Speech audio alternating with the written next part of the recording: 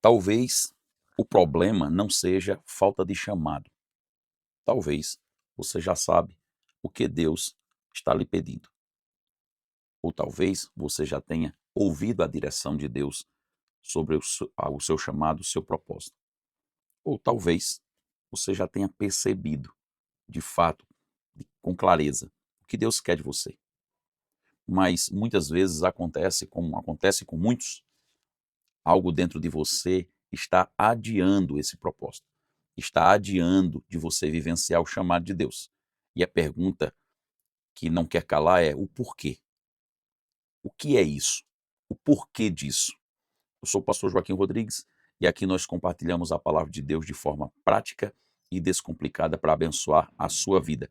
Já deixa aqui o seu like, já se inscreve no canal para nos ajudar e vamos lá para mais esse conteúdo abençoado para a sua vida. O porquê desse adiamento? O porquê que você tem adiado o propósito de Deus? É simples. Existe uma tendência natural no ser humano, que a Bíblia já explicava isso há muito tempo, que o nosso cérebro ele foi criado para sobrevivência. Já Deus nos chamou para viver o propósito. Essas duas forças estão sempre em conflito. É por isso que a Bíblia vai dizer que o justo vive pela fé e não por vista.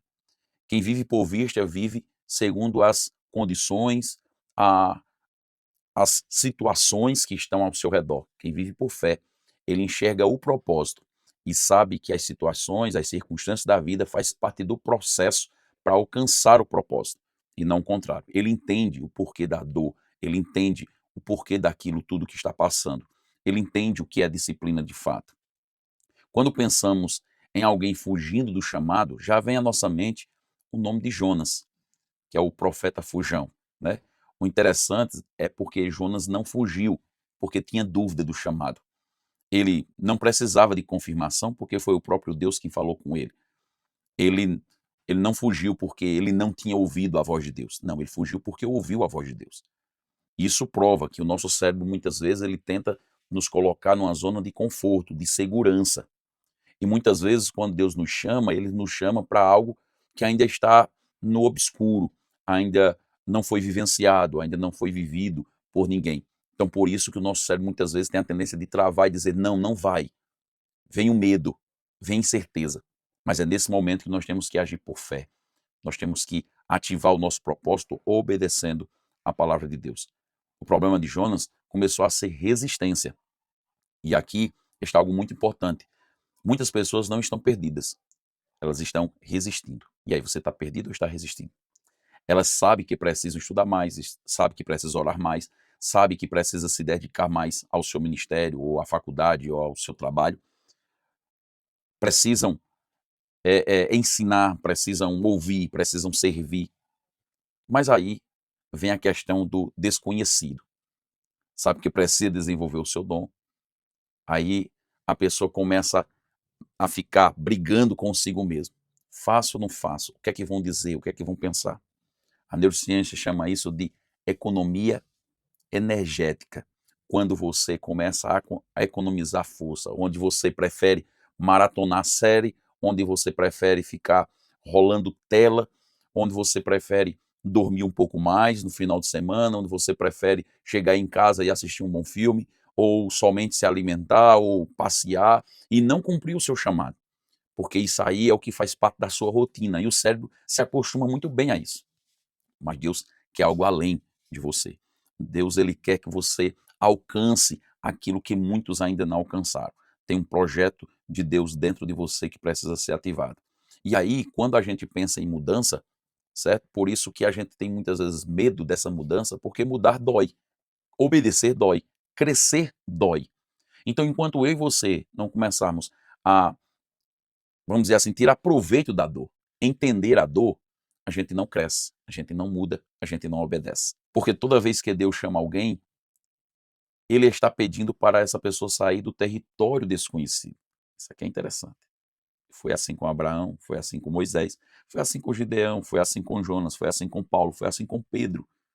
Imagina Pedro dentro de um barco e agora Jesus diz: vem, Pedro. Pedro tem que sair do barco. Pedro tem que pisar na água. Tem que confiar que não vai afundar. Imaginou nisso? Mas Pedro afunda. E aí eu fico pensando nos discípulos que ficaram no barco, depois zoando Pedro, depois talvez falando alguma coisa tipo, Pedro, você é um homem de pouca fé. Mas Pedro poderia dizer, eu tive a experiência de andar sobre as águas na ida.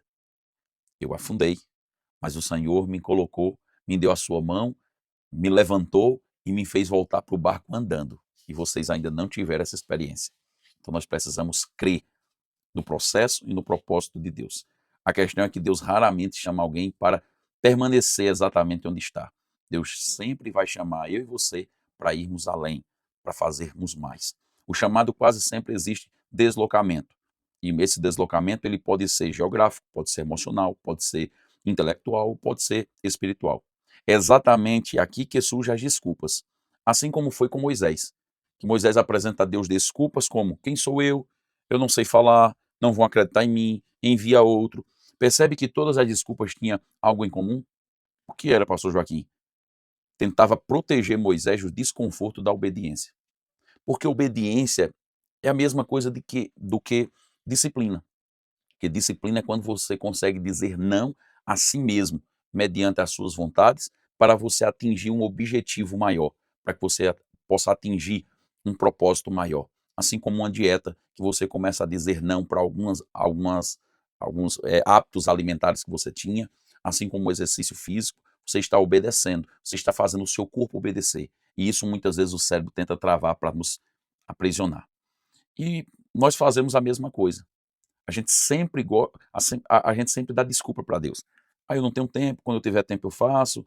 Ah, fazemos outra coisa. Eu quando eu tiver preparado. Então você está estudando.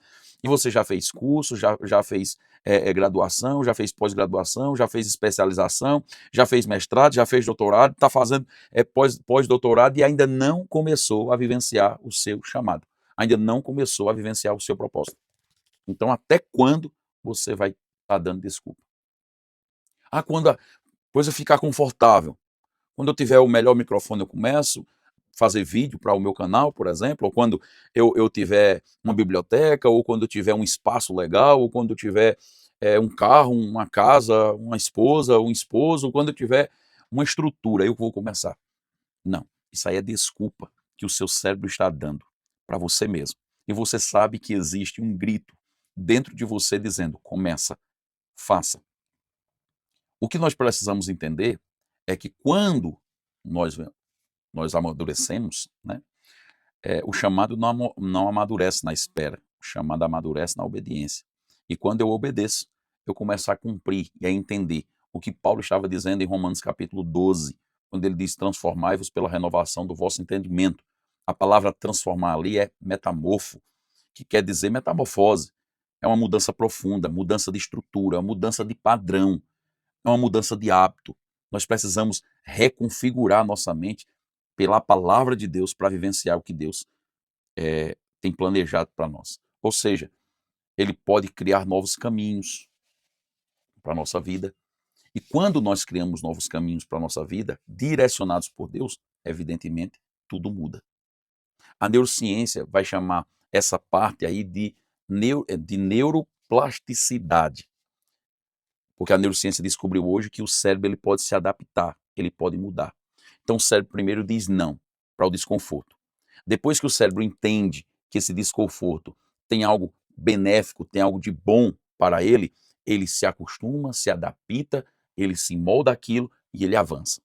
Então por isso que nós temos que sempre buscar uma transformação de mentalidade, criando novos hábitos, criando novas conexões, criando novos padrões, mas isso não acontece pela empolgação sua, ou porque você soube que tem um chamado e você vai iniciar. Não. Acontece por repetição. Acontece por afirmação. Todo dia você construindo, passo a passo. Passo a passo você vai construindo o seu chamado, estruturando o seu propósito e vivenciando pela fé aquilo que Deus quer que você vivencie. Para concluir esta reflexão, né, desse vídeo, talvez você esteja esperando sentir coragem para obedecer, mas a coragem não vem antes que você comece a obedecer. Lembre-se disso. Se você quer viver o seu chamado sem desculpa, entenda que coragem não é ausência de medo, é resistência ao medo. e você só resiste ao medo quando você começa a dar o primeiro passo. Quando você vai dando o primeiro passo, você vai avançando, avançando, e aí você tendo mais coragem, e você vai vivenciando, e aí você começa a vivenciar o chamado e você percebe qual é a boa, agradável e perfeita vontade de Deus. Porque sua mente agora mudou, o padrão mudou, você conseguiu entender de fato o que Deus quer, e você sabe que Deus ele não busca perfeição, ele busca consistência. Ele busca aquela pessoa que vai se aperfeiçoando no caminho com ele. Não é ficar perfeito para depois começar a produzir, para depois começar a vivenciar o seu chamado. Não, é vivenciando o chamado e aperfeiçoando no processo para que o nome dele seja glorificado através da sua vida. A pergunta que eu deixo aqui para você: qual é a desculpa que você tem usado para não viver aquilo que Deus tem mostrado para você? Coloca aqui nos comentários qual é a desculpa. Você tem coragem para colocar essas desculpas? Porque muitas vezes a transformação começa quando nós paramos de esconder nossas desculpas e passamos a confrontar elas. Pense nisso e até a próxima, se assim Deus permitir.